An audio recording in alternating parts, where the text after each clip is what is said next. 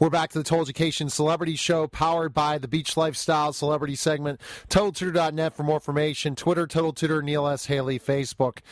My guest today, it's kind of a story. Hey, I want to go out and find a guest, right?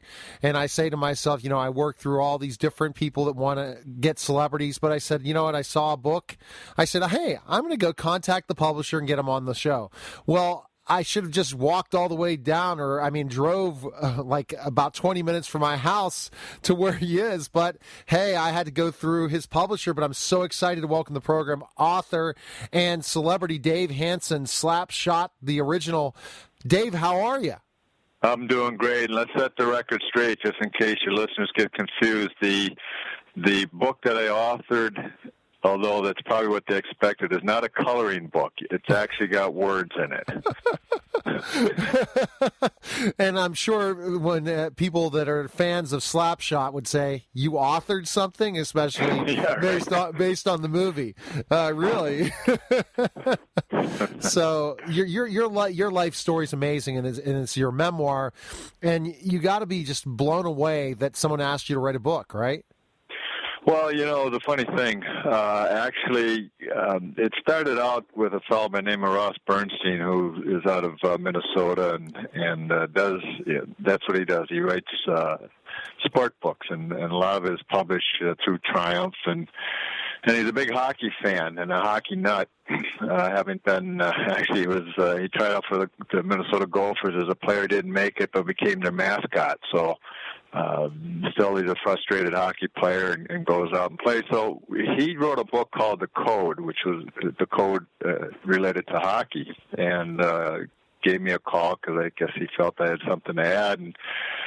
And he did his regular interview, but through the process, we just kept talking, and he finally, after all said and done, he says, you ought to write your own book. You got quite a bit of stories there. And so for quite some time, I just, put it on the shelf and didn't think anything about it. But as I sat around, the Hanson brothers go out and have been for quite some time doing a lot of charity events and traveling North America and even over into Europe.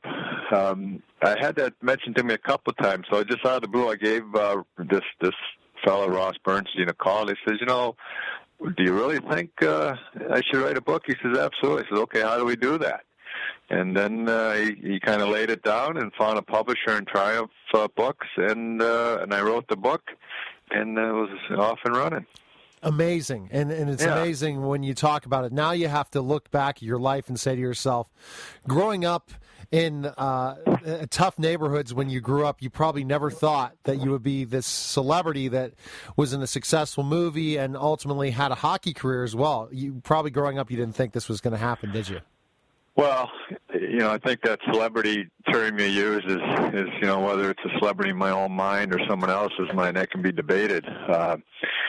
But no, I grew up in a neighborhood where it was an inner city kind of thing, and loved sports. It was Minnesota, so the longest season of the year is winter. So a lot of lakes up there and a lot of ice and snow. So skating was just kind of an inherited trait that most of the kids did, and so we skated a lot. But I also played football and baseball, and ironically loved football more than hockey, and actually loved playing baseball more than hockey, and thought I'd end up going in that direction in the college, but got recruited by Herbie Brooks. He was a very persuasive and at that time very influential high-profile person in the Twin City area. It was his first year as coach of the Minnesota Gophers, and decided to go there and play hockey. And but back to your original question, no, you grow up, you play sports, you live your life, and you just kind of follow the path as it kind of led me along. And along the way, I had a lot of fun, and that. That was one of the reasons that I wrote the book, was kind of an idea that, hey, you know what, there's some stories there that I know I enjoy telling. My family would probably enjoy reading some of it that they don't know about. And as I continue to get older and lose more and more of my memory, at least there'll be something in writing that I can reflect on and pass along. So tell me a little bit about your household. What type of a household? How was the Hanson house, and what was the normal everyday occurrence. Did you grow up in a middle class family? Yeah, I guess you could say lower to middle class. Back then, my dad was worked at an auto parts warehouse. My mom worked in a press shop, and so I had working parents. And in the neighborhood that I grew up, I guess you could say there was kind of three sections. There was, those that lived down on the flats and in the projects, and then those that lived kind of in the middle of the hill, and then the rest that lived up on the top of the hill. And we were kind of at the lower part of the middle of the hill, and certainly was never a child that needed, was in want of anything that my parents didn't provide for. But we weren't to either extreme as well. So it was a great childhood. I had a younger brother and two sisters, and a great neighborhood. It was where everybody knew everybody, hung out. I had the privilege, which a lot of families don't get anymore, because a lot of families are very transit. But I had the privilege of growing up in a neighborhood where kind of everybody knew everybody, and went to grade school with them, and went to middle school with them, and went to high school with them. So it was a great atmosphere and a great childhood. So great childhood. Then you end up at Minnesota to play hockey, and the experience then of playing, and I guess also being under such a legend of a coach. You never would have thought that either at the point when he recruited you as Herbie Brooks. Well, yeah, and it was, of course, this was pre-1980 USA Hockey winning the gold championships. Herbie was kind of I guess you'd say a city legend, a St. Paul guy that went to the University of Minnesota himself, and I think was probably the last cut from the Olympic team, back when he was playing in his youthful days, and had a good career at the university, and then went into coaching locally. And when he got the job at the University of Minnesota, it was his first year as well as my first year going in. So for him recruiting me, it wasn't the Herb Brooks that everybody knows now. It was just Herb Brooks, first year coach at the University of Minnesota.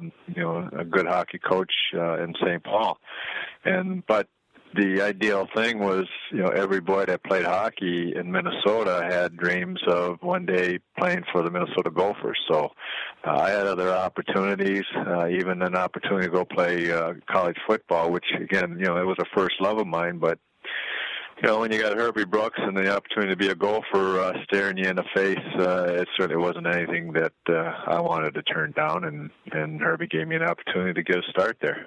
And a lot of people, when they think about you just as this fighter from the movie, I mean, when you mention the Hansons, especially yourself, they think about, the rough and tumble fighting type of hockey player who wouldn't take anything from anyone. When you were playing in Minnesota, were you a finesse player, or were you a pretty rough style playing in Minnesota? Well, I was kind of I played in the St. Paul City Conference, which was city schools. So, growing up in that network and in that environment, I was kind of like the big fish in a small pond.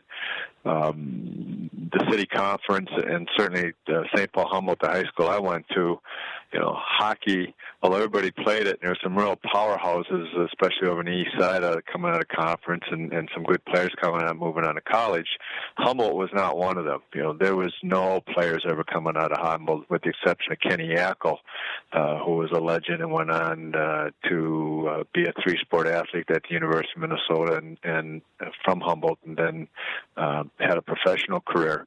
I was the only one to come out of there and have an opportunity to, as a hockey player, and go move on through a scholarship. Now, ironically, the scholarship that I got was not. I did not get an athletic scholarship. Herbie recruited me, and even though he says, I can offer you an athletic scholarship, and I'd be happy to do so, but you are eligible for a scholastic scholarship, and so I got a full ride as a scholastic scholarship going to the University of Minnesota. So, back to the original question. Although I guess you could say I was. I was a good skater, and like I said, big fish in a small pond. So, I was like the leading scorer of the team and so forth. Oh, wow. The part that I loved most about my game was the physical play. So really, when I got to the university, which was very high tempo, puck control, high skills, Herbie, at that time, well, I should say at that time, University of Minnesota only recruited Minnesota players. But Minnesota was the hockey hotbed of amateur hockey. So, players from all over Minnesota were coming to the U, and then, some of the top players in the state. So I kind of came in as a physical player, and, when compared to the majority of those players, I was not a skilled player. And that kind of led to my frustration at the university, because I quite candidly was not good enough my first year as a true freshman at 18 years old to make the varsity squad. So I got stuck on the junior varsity squad, which was kind of demoralizing, even though we would train with the varsity. When it came game time, I didn't dress up. So, after a year and a half of that, my patience wore thin, but Herbie's did not. But I just simply said, if I'm not going to play in the varsity, I want to go a different route. And so I quit the university and jumped into juniors and played another year and a half of juniors, and then turned pro. Interesting. So you really, again, I guess this was the kind of track that started a lot of them that you don't always ultimately play in college for hockey. People decide, hey, you left. And want to go back specifically your intelligence. An academic scholarship? I mean, Dave, again, bringing that up, especially the Hansons, an academic scholarship? This is completely blowing your cover, Yeah, doesn't that blow you away, huh? I agree. It was, but to tell the truth, I was an honor roll student. Had great teachers in high school, had great guidance by my parents that were involved, and it worked out. So yeah, I went on a full academic ride to the university. But you look back on things and you wonder, what if you have any regrets, and I really have few in my life, but one of them was that I did not follow through and hang in there and get a college degree. But on the flip side of that, my life still turned out great, leaving school and taking a different route. Okay, so you play in the juniors, and the juniors is like a place where it's almost like the minor leagues to the minor leagues. If they see that you have talent, then you go up to the minors. And in hockey, is that how it works professionally? The juniors Junior hockey then is similar to what it is now, though it's more pronounced now, and it's used more as a developmental league for the next level. And the next level out of junior is typically in the United States, it's college, and in Canada, at a Tier 2 level, it's college. But in Canada, at a Tier 1 level, it's pro. So it's the prelude to either moving on to college and playing college hockey or moving into the professional ranks. Okay, when we get back, we're going to go more with Dave Hanson. And again, Dave says, I was talking to him off air. He thought he was going to do an hour interview. Well, ultimately, he could do about 16 interviews with me because he's such a great storyteller. So everyone needs to pick up the book for sure, and we'll talk about that more later on. But when we get back more with Dave Hanson, I want to go into ultimately your professional career and then how you got the big break that made you who you are today. You walk down the street, you mention your last name, everyone will remember. You're listening to Told-Education Celebrity Show, powered by the Beach Lifestyle Celebrity segment, and we'll be back in just a moment. We're back to the Told-Education Celebrity Show on the Told-Education Network, TotalTutor.net for more information. Twitter, Total Tutor, Neil S. Haley, Facebook, Twitter, Total Tutor, and also LinkedIn, Neil Haley. And I'm with Dave Hanson from the movie SlapShot and also author his own memoir, which is autobiography. It's really interesting in a lot of ways, Dave, to know where you're at. And I guess now we figured out you can write based on your academic scholarship from the first segment. Yeah, isn't that surprising? You've surprised me twice. First of all, you write. Second of all, that you're smart. So I guess Next, you'll be saying Professor Dave. Now, but when we continue, and when I did see your email, I thought, oh my, wouldn't that have been funny if he was a Dr. Dave Hanson?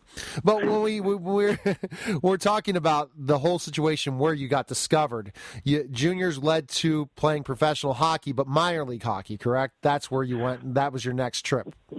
Well, yeah, that's where I ultimately ended up my first year professional, but I got drafted, and at that time it was the World Hockey Association and the National Hockey League. They were kind of competing leagues, and Minnesota had a league right there in St. Paul called the St. Paul Saints, and ironically the St. Paul Fighting Saints, and they had drafted me, and I went and signed with, and again, ironically, the general manager of St. Paul Saints was a former coach of the Minnesota Golden Gophers. So I signed with them, went to their training camp, and they sent me to a place that I had never heard of, but certainly for people in the know, recognize it as a pretty much famous city called Johnstown, Pennsylvania, known more than anything for the Johnstown floods that they've had over the years and flooded out the city. So that was their minor league farm team. That's where they sent me after training camp in St. Paul, and that's where I got my pro start. Very interesting. So you ended up in PA, and when you were playing minor league hockey, was it as rough and tumble as they say in the movie, would you say? Oh, it was everything plus what you see in the movie. In fact, the movie, which a lot of our fans don't realize, is based on more fact than fiction. The team that we played for, the team that I was playing for in Johnstown, called the Johnstown Jets, was in probably the lowest, if you want to equate it to a ladder, it was the lowest rung on the ladder of professional hockey. And so you had to be able to survive in that environment. And fortunately for me, growing up where I did and playing the kind of style that I did and the things that I did growing up, which included, a lot of neighborhood fights and physical play, allowed me to not only survive but kind of establish my role and hone my abilities that would allow me to carry on a professional career at all levels for the next 10 years. Amazing. And so the stories are true. Oh my. Because again, talking about this, so you're playing in the minor leagues. Did you ever get your taste into the NHL at all, or did you get? Yeah. In the 10 years that I played, I jokingly tell people, but it's a true fact. In the span of those 10 years, every professional league that existed in that 10-year span, I think I played in. Now, certainly that meant that there was quite a few minor league teams, but at the same time, I played in the WHA, which again, I guess you could equate it to the AFL and the NFL or the NBA and the ABA. When you had competing professional levels, leagues at that level, at the highest level. So I spent a couple of years in the WHA, and I spent time in the NHL. In the NHL, I was with the Minnesota North Stars and the Detroit Red Wings. And in the WHA, I was with the Minnesota Fighting Saints, the Hartford Whalers, and the Birmingham Bulls. Wow. Interesting, because again, when we think about it, you only got a cup of coffee like in the movie. So, Dave, you're playing hockey, you're playing at a level, you're going from, you have a tremendous story, anyone in minor leagues. And I think, Dave, I told you I was a professional wrestler, so minor league hockey is just like minor league professional wrestling. You go into these towns, you're lucky to have enough to even have a hotel room after a game or a match. So you have these diehard fans that go to each one of the events, and they're like towns are like 10 minutes away from each other in certain aspects. So a lot of the same ideas when we talk about minor league hockey. How did you get discovered from the movie? Tell us the story about that. Well, in Johnstown, it was, and people who obviously know the movie will be able to relate to this. Johnstown was a steel mill city in a valley.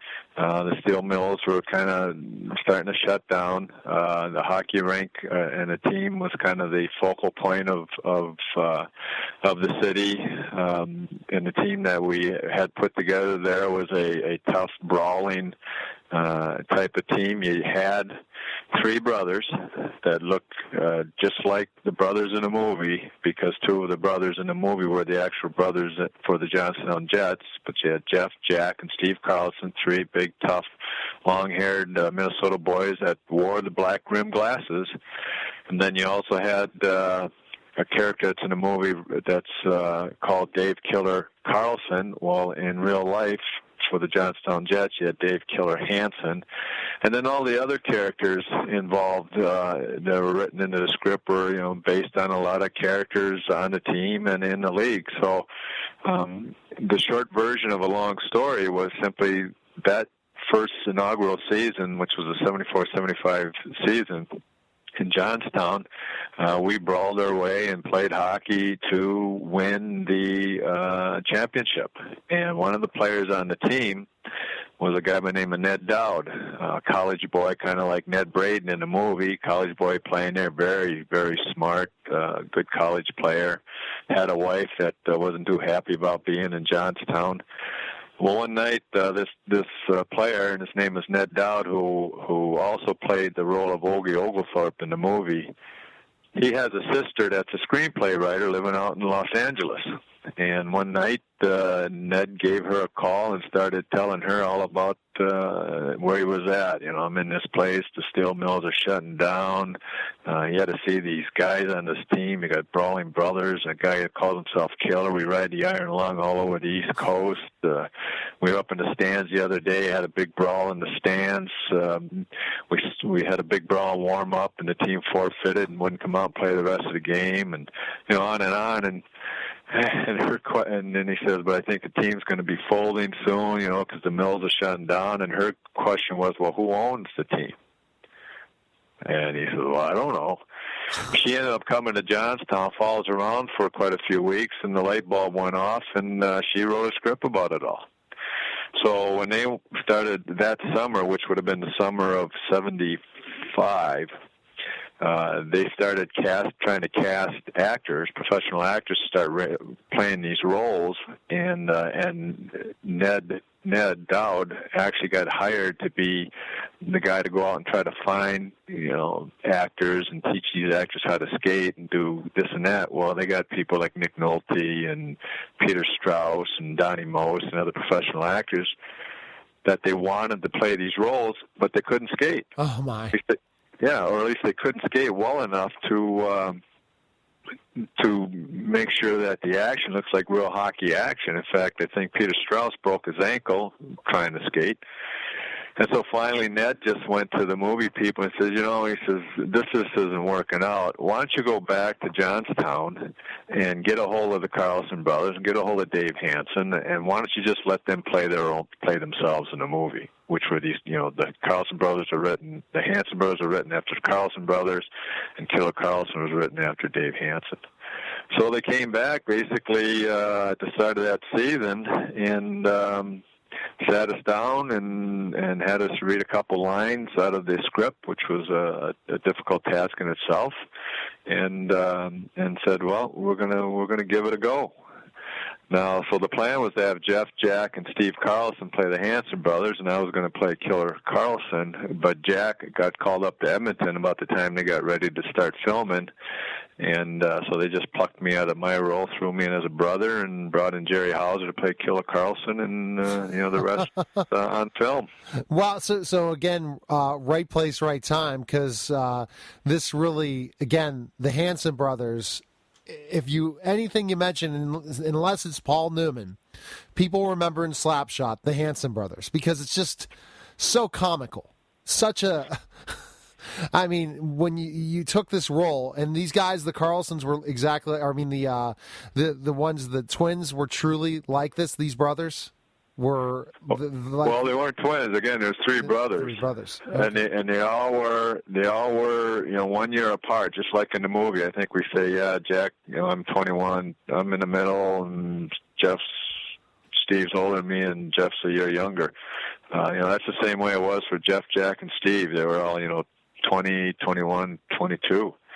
And believe me, other than the glasses, obviously weren't that thick when they played, but they wore the coal miner safety glasses when they played, and that was them. That was them to a T. And you were a fighter like they were, or were they more fighters than you were when you were playing in the No, league? Steve was a playmaker. Steve was the youngest one in real life, and he didn't have to worry about fighting because he had Big Jack, who was 6'3", 215 pounds on his left wing, and Big Jeff, who was 6'3", 225 pounds on his right wing, and then you had Dave Hanson playing defense, who was 6'1", 200 pounds, and all three of us were fighters.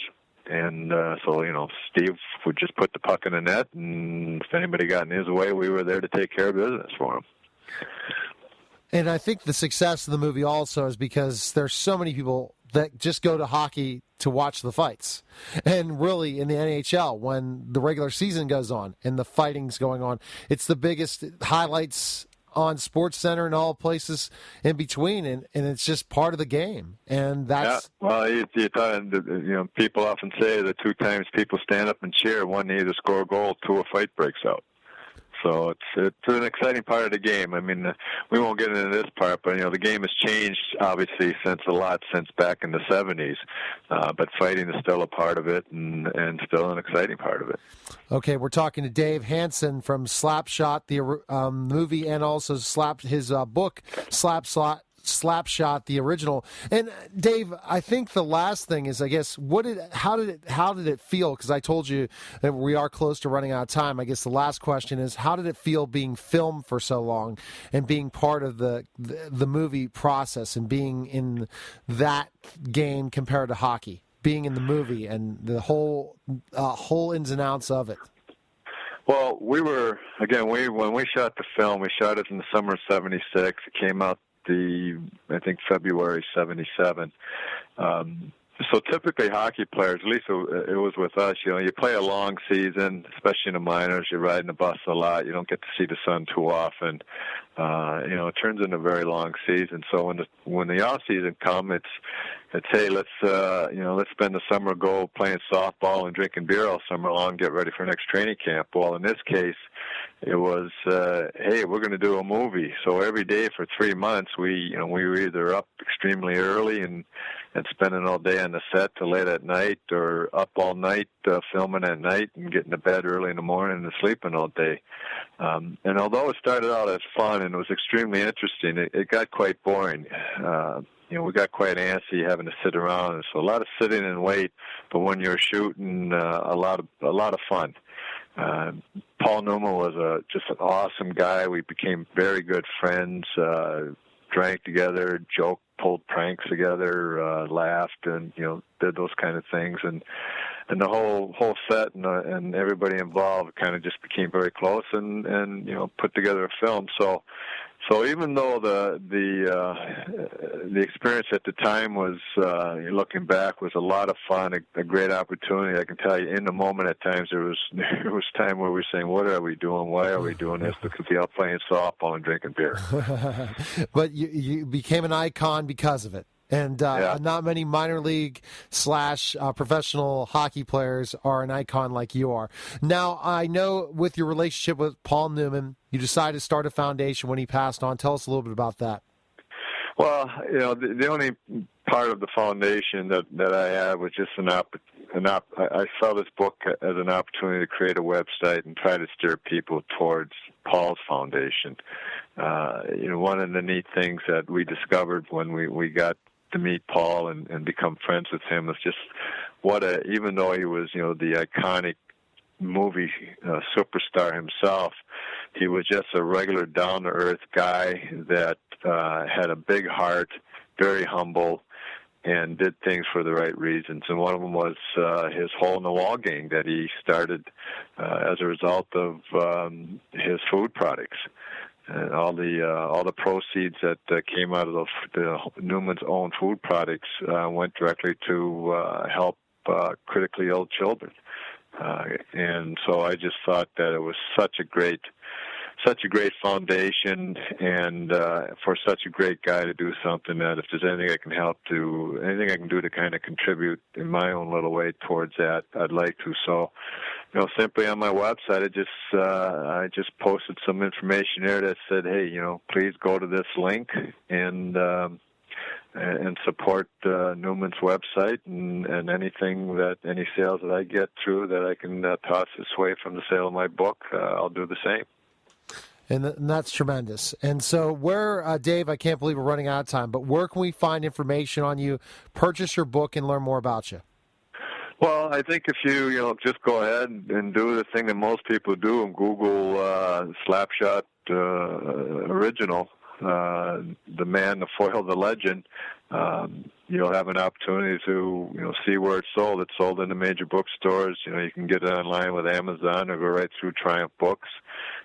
So that's probably the best and quickest way. It just came out in paperback, so I think it's a little less expensive than the hardcover. So it's for those people that enjoy the movie, it tells a lot of funny behind-the-scenes stories in there. I think they'll get a good chuckle, and if they decide after they read it they want to color in it, then they can still do that too. And your website again, Dave, is? It's a good question. It's SlapShotOriginal.com, I think. Yeah, absolutely. Or you Google it and you can find it.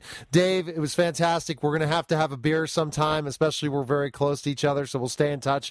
Love to have you back on in a couple months to just kind of trade another hockey story or another part of the movie, because there's so much more to talk about. I could talk to you for hours, so you say you're not a talkative guy. Dave is a talkative guy. He's a deep thinker. One of the Hansons is a deep thinker. Oh, my. But, Dave, thanks for calling, and we'll stay in touch, okay? Well, Neil, I look forward to it, and I'll have a grape and an orange and none of that stinking root beer with you. All right, sounds good. Okay, Dave. Right. Take care. Bye-bye. All right, bye-bye. You're listening to Told Education Celebrity Show on the Told Education Network, and we'll be back in just a moment.